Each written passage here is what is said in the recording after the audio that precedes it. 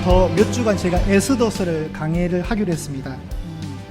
에스더서는 이게 하나의 이렇게 풍성한 이야기로 되어 있기 때문에 여러분이 읽으실 때 어려움이 없습니다. 주요 이제 인물들이 있는데 에스더서의 일단 첫째 주인공은 에스더고요. 그의 삼촌 모르드게가 있고, 그리고 오늘 1절에 나오는 아하수에로 왕이 있습니다. 그리고 제가 좀 별로 안 좋아하는데 저희 집안 사람 같아가지고 하만이라고 나오거든요. 하만이로 제가 욕만이지 않습니까? 제가 이게 에스더 볼 때마다 별로 안 좋은데 하만이라는 나쁜 놈이 있어요. 그 사람이 죽어요 나중에. 그 주요 네 사람이 이 스토리를 끌고 가거든요. 그런데 이 에스더가 1장부터 그 끝장까지 10장까지 이 이야기가 이래 울타리처럼 이렇게 둘러싸는 이야기가 있다고. 그건 잔치예요, 잔치. 그래서 오늘 설교 제목도 잔치예요. 잔치로 시작했다가 9장 거의 끝에 10장에는 뭐 좀 자그만 석질자료 짧은 장이라서 9장 끝에 가면 이 에스더서 때문에 유대인들에게 절기가 하나 더 생겼거든요. 유대인들에게 있는 전통적인 절기는 뭐 유월절, 칠칠절, 초막절, 뭐 나팔절, 뭐 이런 절기들이 있는데 그 절기 말고 에스더서 때문에 새롭게 만들어진 절기가 불임절이라고 있어요. 불임절. 그 불임절이 만들어지는 배경이 오늘 이야기인데, 불임절의 잔치로 끝나는 게 에스더의 끝장이거든요. 그러니까 잔치로 시작해서 잔치로 닫는 거예요. 오늘도 세 번의 잔치가 나옵니다. 3절과 5절과 9절에 나오는데요. 3절에 보시면 첫 번째 잔치는 누구를 위하냐면 모든 지방관과 신하들을 위한 잔치가 벌어집니다. 5절에 가시면 백성을 위한 잔치가 벌어지고요. 그리고 9절에 가시면 여인들을 위한 잔치가 벌어집니다. 잔치가 몇 번 나옵니까? 항상 목사가 물으면 몇 번요? 3번. 다 그 안에 다 걸려들게 됐어요. 3번. 이 3번의 잔치가 이제 이 이야기를 끌고 가는 힘이 되는 거예요. 자, 나라를 보겠습니다. 나라. 이 나라는 도대체 어떤 나라냐? 여러분 바벨론 들어보셨죠?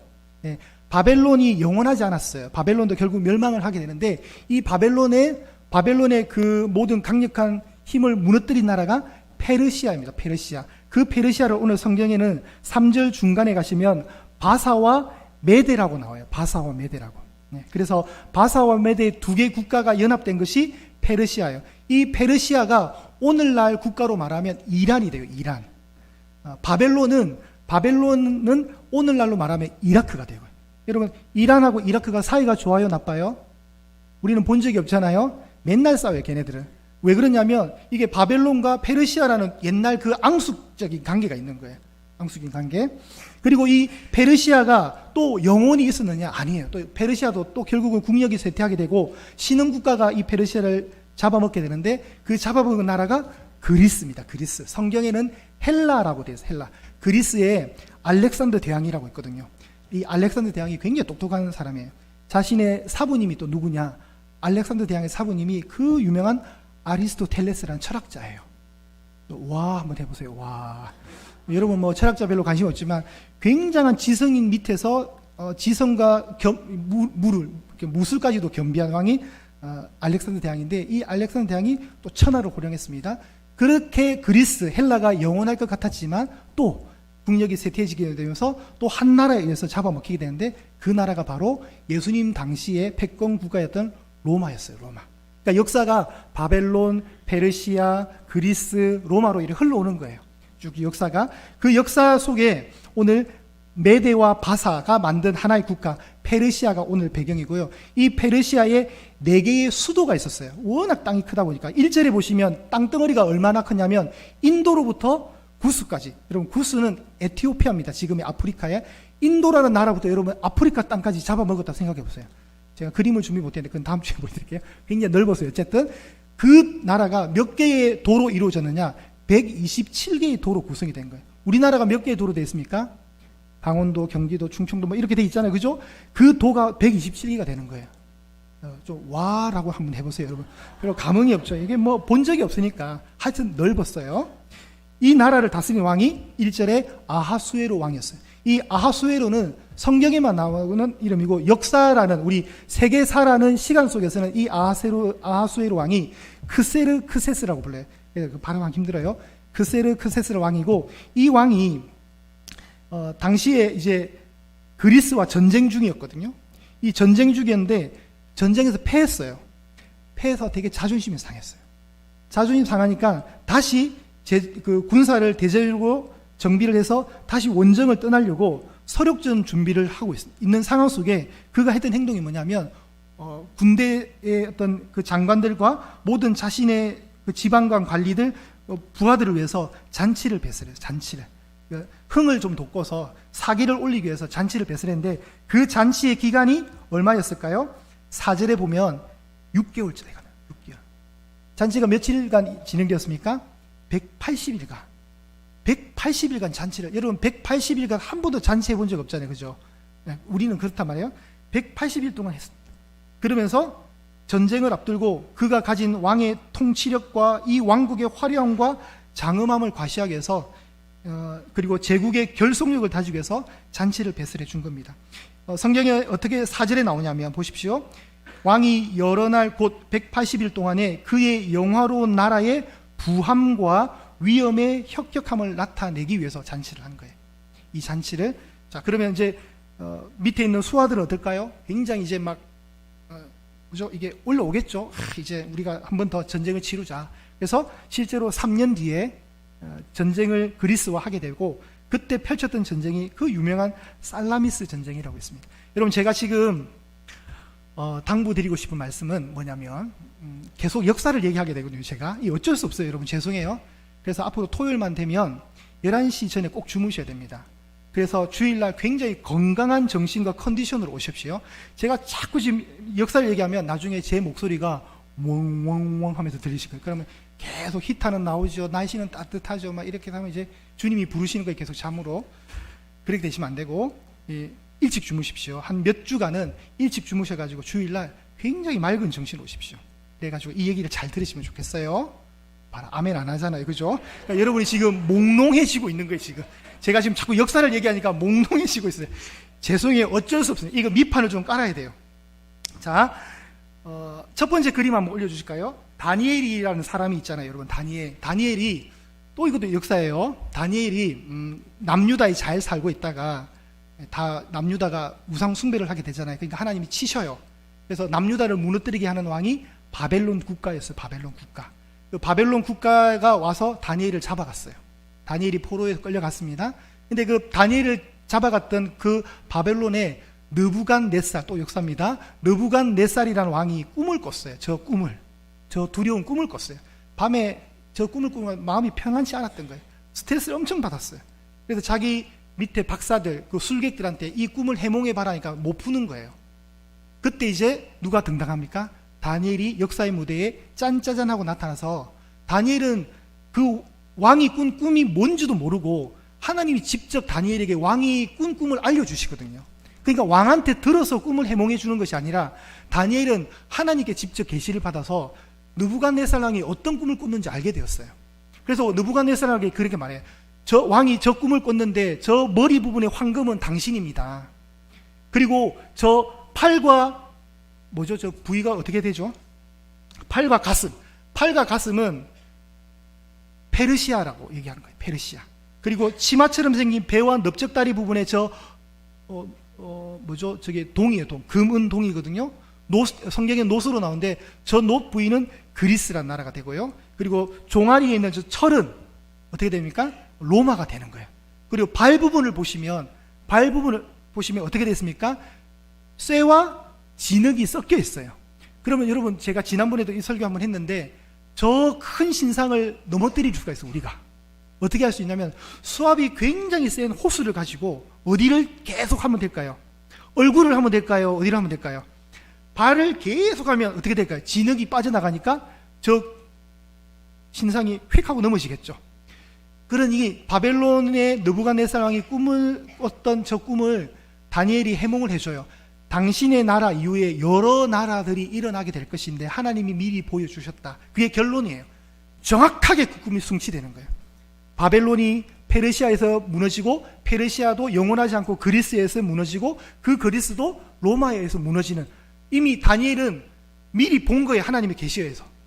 그러니까 페르시아랑 그리스랑 로마는 앞으로 일어날 나라들인 거예요. 나라들. 그걸 하나님이 알려주셔가지고 다니엘이 풀었고 지금 역사가 그대로 진행이 되고 있는 거예요. 자, 바벨론이 남유다를 침공할 때 한 번만 쳐들어오지 않았고 3번을 침공하거든요. 한번 쿵 하고 침공했고 좀 쉬다가 또 쿵 하고 침공했고 또 잠깐 쉬다가 쿵 하고 침공해서 3번에 걸쳐서 완전히 박살을 내버려요. 그리고 많은 사람들이 끌려갔어요. 끌려갔는데 하나님은 그 끌려간 수모를 영원히 두지 아니하시고 70년간 한시적으로 바벨론의 포로 생활을 하게 하는 거예요. 여러분, 이제 바벨론이 멸망하게 됩니다. 바벨론이 멸망한다는 것은 다른 말로 하면 남유다가 회복된다는 얘기예요. 유다, 이스라엘이 회복된다는 얘기거든요. 여러분, 일본이 패망했습니다. 일제 시대 때, 그죠? 일본이 패망했다는 말은 대한민국이 독립한다는 말이 되는 거예요. 그죠? 이제 바벨론이 망했어요. 페르시아에 의해서. 바벨론이 망하게 되고 페르시아에서 이제 다시 국가가 변화가 되니까 이제 하나님은 남유다 백성들을 돌려보내시는 일을 하시는 거예요. 70년이 찼거든요. 이제 포로 귀환을 시켜주시는 거예요. 자, 두 번째 그림 올려주세요. 포로 귀환. 1차 포로, 2차 포로, 3차 포로가 있었고 그 포로 귀환도 3차에 일어나는 거예요. 하나님이 끌려간 횟수 그대로 다시 회복도 똑같이 시키는 거예요.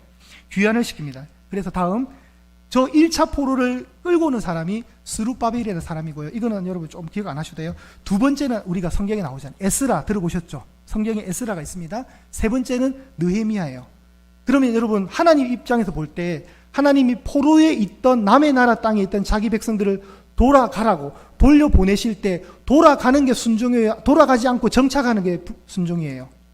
돌아가는 게 맞죠? 보세요. 지금 몽롱하잖아요. 제가 지금 자꾸 역사를 얘기하니까.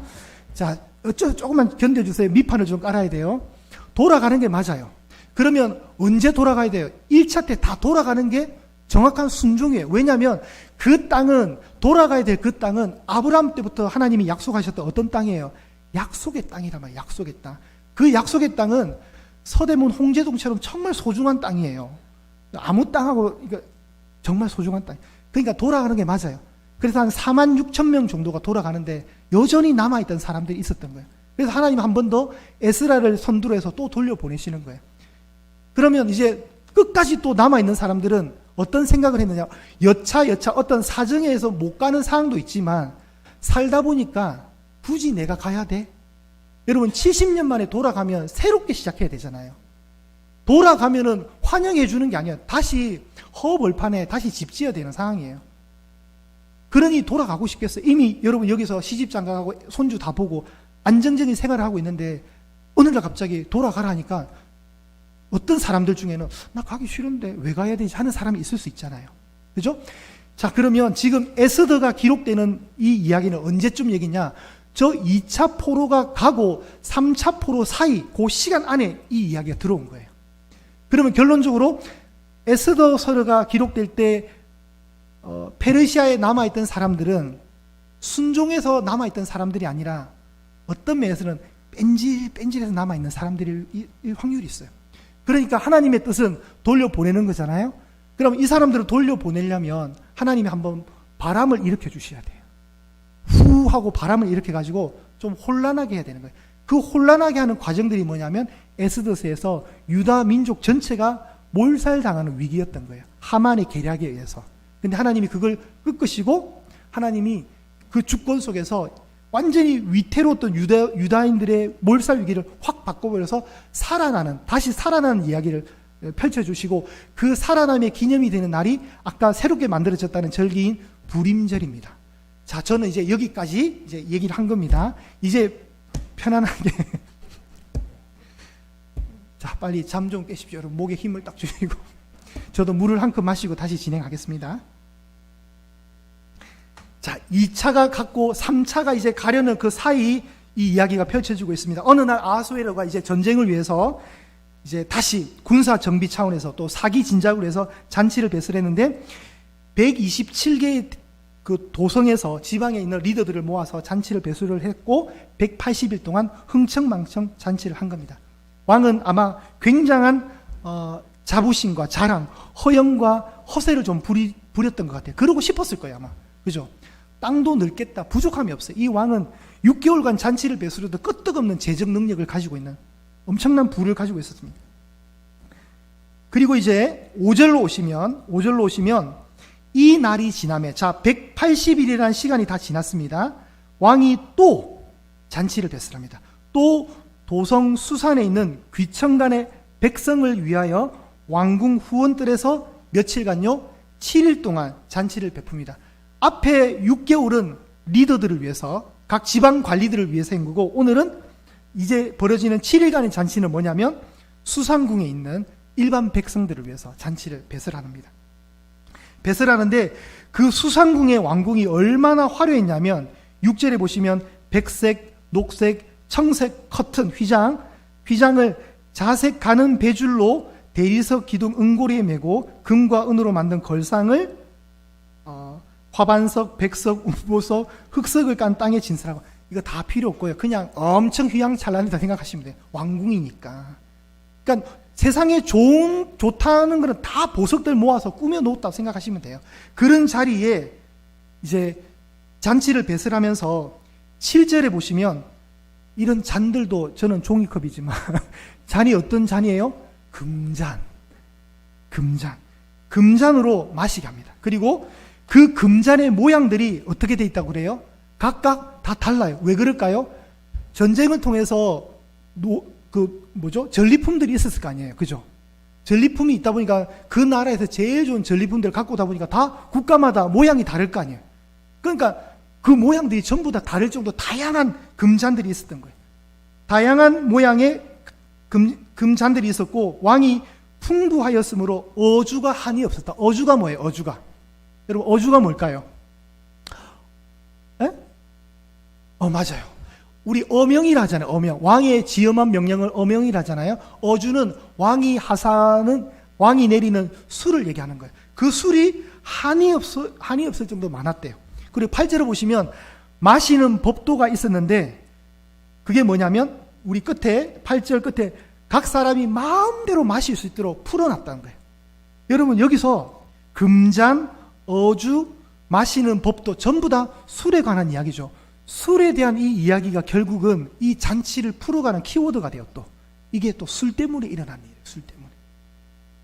자, 7일 동안 이런 잔치를 배설하고 있을 때, 그 시간대에, 그 동일한 시간에 9절에 보시면 왕이 잔치를 배설하고 있을 때 왕후 와스디라는 왕후도 여인들을 위해서 또 잔치를 배설하고 있어요. 동시간 장소에서 잔치를 배설하고 있었어요. 그래서 오늘 설교는 잔치인 거예요. 이 잔치소에 술 파티가 벌어지고 있는 겁니다. 그리고 10절에 사건이 하나 터집니다. 10절에 제7일에 7번째 날이 되는 날에 왕이 주흥이 일어났어요. 그러니까 술 때문에 기분이 엄청 좋아진 거예요. 주흥이 일어나면서 자신이 들고 있던 어전 내시 7명에게 명령을 내려요. 그 어전 내시 이름이 무후만, 비스다 이런 나오는데 이것도 생략하겠습니다. 그런데 성경이 굳이 7명을 왜 이렇게 표기했을까? 저는 그게 좀 의문이었어요. 7사람을 강조하는 것은, 7은 여러분 우리가 흔히 알듯이 완전한 숫자잖아요. 왕의 명령이 그만큼 완전하고 신성하고 엄숙하고 화려하다는 걸 보여주기 위한 과시욕이에요. 이 7명의 내시에게 뭘 알려주냐면, 명령을 하냐면, 내 왕후를 데리고 와. 왕관 씌우고 옷 예쁘게 입혀서 이 사람들 앞에 좀 내가 자랑하고 싶으니까 의복 갖춰서 나오라 그래. 그거예요, 그거. 너무 왕비가 예뻐가지고 이걸 자랑하고 싶었던 거예요. 자기가 불렀던 백성들 앞에, 관리들한테. 그런데 뭐냐면 12절은 그 왕의 의도를 좌절시키는 말이 하나 등장합니다. 12절 어떻게 시작합니까? 그러나. 왕의 뜻대로 되지 않았다는 거예요. 그러나 어떤 일이 벌어졌습니까? 그 명령을 들은 왕후 와스디가 그 왕명 따르기를 싫어했던 거예요. 여러분, 원래는 왕이 말하면 들어야 되죠? 왕명 따르는 걸 거부한 거예요. 이거 큰일 나는 일이죠. 그러니까 왕의 다음 반응이 뭡니까? 왕이 진노가 있고 마음속에 그 화가 불일 듯 일어났다는 거예요. 화가 엄청 일어난 거예요. 자, 세상의 권력의 가장 최상의 자리에 있는 한 왕이 잔치를 배설하면서 술을 통해서 감흥이 오고 기분이 너무 좋아서 왕비를 부르려고 하는 이 잔치에 왕비가 갑자기 거절합니다. 왕비도 나름 이런 생각을 했을 거예요. 우리가 추측컨대 술 취한 손님들 앞에서, 술이 진득히 취해 있는 사람들 앞에서 자신의 외모를 뽐내고 싶었지도 않은 거예요. 자존심 상했던 것 같아요. 멀쩡한 상태도 아니고 다 술이 그윽하게 한 잔 돼 있는데 자기가 그 나서는 것 자체가 자존심 상하는 문제. 그러니까 싫었던 것 같아요. 거부했습니다. 그러니 왕은 이제 경로하게 되었고, 처음에는 허영에 사로잡혀서 잔치를 배설하다가 술에 의해서 사로잡히다가 이제는 자신의 분노에 의해서 사로잡히는 왕의 모습을 보게 됩니다. 이게 인간 세상이 펼치는 잔치의 결과예요. 굉장히 화려하게 시작하지만 결국은 이렇게 끝나는 거예요. 이런 이야기가 다니엘서 5장에도 벨살살이라는 왕이 이렇게 하다가 하나님을 한 방 먹거든요. 신약에서는 헤롯 안티파스라는 왕이 생일날 술 먹고 이런 잔치 벌이다가 결국 세례요한 죽이게 되는 어처구니 없는 일까지 가고 뭐 여러 사건들이 있어요. 인간이 만든 잔치에 이렇다는 거예요. 자, 왕후도 적당히 술이 취해 있었고 이 술이 취한 것 때문에 이 황금 제국에서 일어나는 한없이 공급되는 술, 한없이 제공되는 그런 잔치 속에 사고가 하나 터지게 되는 거예요. 사고가 터지게 되는데 우리는 12절을 좀 보셔야 됩니다. 여러분 12절. 그러나 왕후 와스디는 내시가 전하는 왕명을 따르기를 싫어하니. 여러분 이게 왜 일어났을까요? 이게 왜 일어났을까요? 여러분 창세기 37장에 보면 우리 이번에 청년부 수련회 가셔서 우리 강도사님이 설교하는 거 제가 들었는데 창세기 37장에 어떤 얘기가 있냐면 하나님이라는 단어가 안 나와요. 37장에. 하나님이란 단어가 나오지 않고 하나님이 마치 없는 것처럼 보이는 일들이 일어나요. 여러분 에스더서는 1장부터 10장까지 여러분 이제 잘 보시면 에스더 1장부터 끝나는 10장까지 하나님이란 단어가 한 번도 등장하지 않아요. 여러분 안 놀라시는데 어떻게 성경책에 하나님이 없을 수가 있어요. 여러분 몽롱하시죠 지금? 하나님이 없어요. 그래서 구약 성경에 과연 정경으로서 에스더스가 들어오는 게 맞냐 안 맞냐 실제로 싸움이 일어나는 거예요. 하나님이 없는데 어떻게 성경이 되냐. 그래서 칼빈이나 루터 우리 종교개혁자들은 에스더스가 구약 39권 안에 들어오는 걸 되게 불편했었어요. 근데 우리가 고민해 볼 때 하나님이 이름이 안 나왔다고 해서 하나님이 없는 게 아니에요. 오늘 1장에도 하나님이 한 번도 안 나오잖아요. 그런데 왜 왕후 와스디는 왜 왕이 부를 때 안 나갔냐 이거예요. 왜 안 나갔냐? 하나님이 하셔서 그래요. 표면적으로는 자신의 자존심 상하는 문제 때문에 술 취한 남자들 앞에 나가기 싫어했지만 누가 한 거예요? 배후에서 하나님이 못 나가게 그 마음을 그렇게 딱 묶어 놓으신 거예요. 갑자기 안 나가도록 하고 싶은 마음을 주신 거예요. 왜 그게 필요해요? 하나님은 에스더를 역사의 무대에 불러 놓으셔야 되거든요. 이제 에스더가 왕후가 되어야 된단 말이에요. 그러니 이 왕후는 어떻게 돼야 돼요? 폐위가 돼야 순서상 맞는 거예요. 하나님이 하시는 거예요. 그렇기 때문에 에스더서를 읽을 때 주님, 주, 여호와 이런 단어가 안 나온다 할지라도 하나님은 마치 거대한 모든 절대 권력을 가지고 황금 제국을 건설한 이 아하수에로 왕이 이 세상의 주인인 것처럼 까불지만 아닌 거예요. 하나님이 오히려 이 역사를 다 만지고 계시는 거예요. 바벨론을 무너뜨리고 페르시아를 무너뜨리고 그리스를 무너뜨리고 로마를 세우기까지 누가 다 작업하신 거냐면 하나님이 인생사에 개입하셔서 하나님이 다 그분의 섭리와 주권과 힘에 의해서 만들어 놓으시고 세우시고 폐하시는 거예요. 역사의 주인은 하나님이시라는 걸 보여주는 거예요. 그게 에스더서의 이야기예요. 자, 11절에 왕이 왕후를 불렀을 때 12절에 왕후가 나왔으면 이 얘기가 여기서 중단되고 끝나요, 여러분. 그럼 성경이 더 이상 얘기를 못 끌고 간다니까요. 그런데 왕후가 안 나와야 다음 이야기가 펼쳐질 수 있는 겁니다. 여러분, 역사의 주인이 누구라고요? 하나님이신 거예요. 하나님. 여러분, 지금 앞으로 이제 에스더의 이야기는 그렇게 펼쳐져요. 유다 민족 전체가 몰살당하는, 혈통적으로 유대인이면 다 죽여라. 유대인들을 한 명도 살려두지 마라. 다 죽여라. 여러분, 다 죽으면 안 돼요. 다 죽으면 예수님이 못 나와요. 그렇겠죠. 씨를 말려버리면 다 죽게 되면 예수님이 못 나와요. 그러니까 하나님은 어때요? 이스라엘 백성들을 보호하셔야 돼요.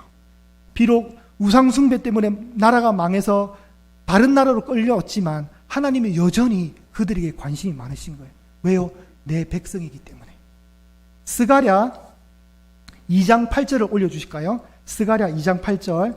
여러분 이 구절을 잘 보십시오. 만군의 여호와께서 이같이 말씀하시되 영광을 위하여 나를 너희를 노력한 여러 나라에 보내셨나니 너희를 범하는 자는 그의 눈동자를 범하는 것이라. 자, 이걸 세 번역으로 제가 다시 한번 읽어드릴게요. 만군의 주님께서 이렇게 말씀하신다. 주님께서 나에게 영광스러운 임무를 맡기시고 너희를 약탈한 민족에게로 나를 보내시면서 말씀하신다. 너희를 손대는 자는 곧 주님의 눈동자를 건드리는 자다. 이게 무슨 말일까요? 우리 이스라엘 백성, 여태 너희는 하나님 백성이거든요. 하나님 백성인 이스라엘, 신약으로 보면 교회 공동체인 저와 여러분 한 분 한 분을 손대는 자는 뭐를 건드리는 것 똑같다고요? 하나님의 눈동자를 건드리는 것 똑같다는 거예요. 우아 좀 한번 해보세요. 우아 좀. 여러분이 하나님의 눈동자라니까요. 누군가가 하나님의 눈을 찌르는 행위는 뭐예요? 이건 엄청난 반역이잖아. 그럴 일도 없지만 여러분을 괴롭히는 것은 하나님이 눈 찔린과 같은 일이라는 거예요. 그래서 역사적으로 교회를 핍박하면 어떻게 될까요? 다 망하는 거예요. 기독교의 결론이 뭐예요? 이김이에요. 이김. 기독교의 결론이 패배다 이러면은 우리에게 소망이 없잖아요. 근데 기독교의 이김은 승리란 말이에요. 왜요? 하나님이 하나님을 괴롭힘에 관해서 하나님을 괴롭힌 교회 공동체가 핍박을 받았으니 대가를 지불하는 거예요. 여러분 이 말씀 잘 묵상하십시오. 성경 여러분 적어 놓으세요. 스가랴 몇 장이라고요? 2장 8절. 2장 8절. 너희를 범하는 자는 그의 눈동자를 범하는 것이다. 쉬운 성경은 너희를 손대는 자는 곧 주님의 눈동자를 건드리는 자다. 여러분 자부심이 생기셔야 돼요. 그래서 우리가 인사를 아까 어떻게 했습니까? 당신은 하나님의 눈동자입니다라고 인사한 거예요. 여러분 우리가 그런 존재라는 거예요. 오늘 말씀의 결론을 이제 맺겠습니다. 우리가 두 가지를 보셔야 되는데 뭘 보셔야 되냐면 인생은 하나님 앞에서 헛된 자랑을 하면 안 된다는 겁니다. 지금 아하수에로가 이 일이 일어나는 게 뭐예요? 자기 허영과 과시인 거예요. 그 흥겨웠던 잔치가 술 때문에 엉망으로 바뀌잖아요. 지금 흥겨운 잔치가 끝에 어떻게 끝납니까? 성경에서 딱 말하잖아요. 12절 끝에 가면 우리가 제일 먼저 봐야 될 단어 12절 끝에 진노, 경노라는 거죠. 잔치는 기쁜 건데 끝이 어떻게 끝나요? 경노로 끝나는 거예요. 그러니까 인간이 베푸는 잔치는 영원하지 않다는 거예요. 인간은 우리 인간된 본분, 성도인 우리는 누굴 자랑해야 되냐면 나의 화려함을 자랑하는 게 아니에요. 내가 쥐고 있는 그 웅장함을 자랑하는 존재가 아니라 여호와 하나님을 자랑하는 거예요. 말씀 볼게요. 예레미야 9장입니다. 올려주세요. 예레미야 9장 23절에서 24절 우리 합독해 볼게요. 시작. 여호와께서 이와 같이 말씀하시되 지혜로운 자는 그의 지혜를 자랑하지 말라. 용사는 그의 용맹을 자랑하지 말라. 부자는 그의 부함을 자랑하지 말라. 잠깐만요. 자, 계속 나오는 말이 뭐예요? 자랑하지 말라는 거예요. 네가 가지고 있는 조건을 가지고 자랑하지 말라. 뭘 해야 되냐? 다시 24절. 자랑하는 자는 이것으로 자랑할지니 곧 명철하여 나를 아는 것과 나 여호와는 사랑과 정의와 공의를 땅에 행하는 자인 줄 깨닫는 것이라. 나는 이 일을 기뻐하노라. 여호와의 말씀이니라. 아멘. 성도는 이렇게 살아야 되는 거예요. 우리는 어떤 걸 자랑해야 된다고요? 하나님을 자랑하는 거예요. 우리가 하나님을 아는 그 지식, 하나님은 사랑과 정의와 공의를 가지신 분이다. 그걸 자랑해야 된다는 거예요. 여러분 그런 자랑을 할 수 있는 저와 여러분 되시기를 바랍니다. 그리고 사도 바울은 신약에서 십자가 외에는 자랑할 것 없다고 딱 못 박아요. 여러분 십자가를 자랑하십시오. 그리고 두 번째 우리가 볼 수 있는 삶의 적용이 뭐냐면 여러분 진정한 기쁨을 잘 찾아가라는 겁니다. 여기서 술 마시고 잔치에 참여해서 술이 왕창 돼가지고 주흥에 의해서 막 기뻐하는 그런 삶이 진짜 기쁨을 주지 않는다는 거 아셔야 돼요. 우리가 진짜 기뻐해야 될 원인은 하나님 때문에 나는 여호와로 인하여 기뻐하리. 하박국의 고백처럼 난 여호와로 즐거워하리. 난 여호와로 즐거워하리. 구원의 하나님을 인해 기뻐하리라. 그게 여러분의 기쁨이 돼요.